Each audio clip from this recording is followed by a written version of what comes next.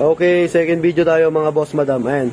Yung Nissan Terra na 2024 model. So, naglagay kami ng crossbar. Ayan. Pang 2023 to, so kinonvert na lang namin siya. Ayan. Pero malinis naman yung pagkakagawa namin. Ayan, nagustuhan naman ni Bossing. Lalagyan niya kasi ito ng owning tent. Ayan o. So, ganda na pagkakasilant namin dyan mga boss. Ayan. Nissan Terra. Ayan. Inulan na kami, inulan. Ayan o.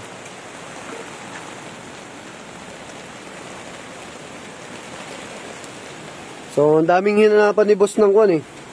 Ng crossbar. So, wala talaga siyang makuha. Nung nakaraan, galing na dito yan si boss. Eh, sabi namin, ganito lang talaga yung paraan para malagyan siya ng crossbar. So, nagtiwala naman si boss sa atin. Then, pina-install niya. Nagustuhan niya na may gawa natin. So, JLJ yan. Gara Accessories. Ayan o. Biglang umulan. Ayan o. Ayan. Hello. So, parang hindi convert yan mga boss. Plug and play yan. Wala kaming ginalaw. Tapos tinanggal namin yung mga cover. Sir, ipakita ko na yung cover sir ha. Eto. Ay sir. Ito, yan yung cover sa taas. Tapos, di na namin nilagay yung rubber. Kasi silicone yung nilagay namin. Para silyado siya. Ayan. Ayan. Gano'n yung pagka-sealed niyan mga boss. Yun. Nissan Terra. Ayun si boss. Lalagyan mo yan ng spacer, boss. Para pumantay. Ayan. Yung paglalagay ng owning. Kasi dapat kami maglalagay ng owning. Ang problema, naiwanan ni bossing yung owning niya.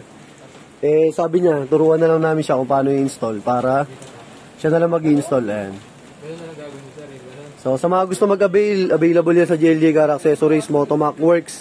Saka yung sa vlog natin, yung JLJ Car Moto Vlog. Ayan. Nissan Terra. BL 4x4. 2023 model. Solid. So, thank you kay boss. Ride safe. Ingat. Medyo magpapatila lang si boss kasi para matuyo muna yung pinakasilant na nilagay namin. Black sealant. Ayan. So, ayun si bossing. Kaya turuan yung unihin ng card. Pag-install yung... Ito. Ayan. Diba ganito yung sa ano, dalawang ganyan? Sa owning. Ay, tas doon. Mabibitin na to. Ayan. Nakasilan din yung likod niyan. Ayan. Maglalagay ka ng ano, nakasilan din yung likod. sa ilalim. Iyan ang pinaka-indicator mo siguro. Pwede yun. Ayan. Nakasilan. Para walang papasukan ng tubig. So, thank you. Ayan si boss. Pinag-iisipan niya yung owning niya. Ayan si bossing. Oh.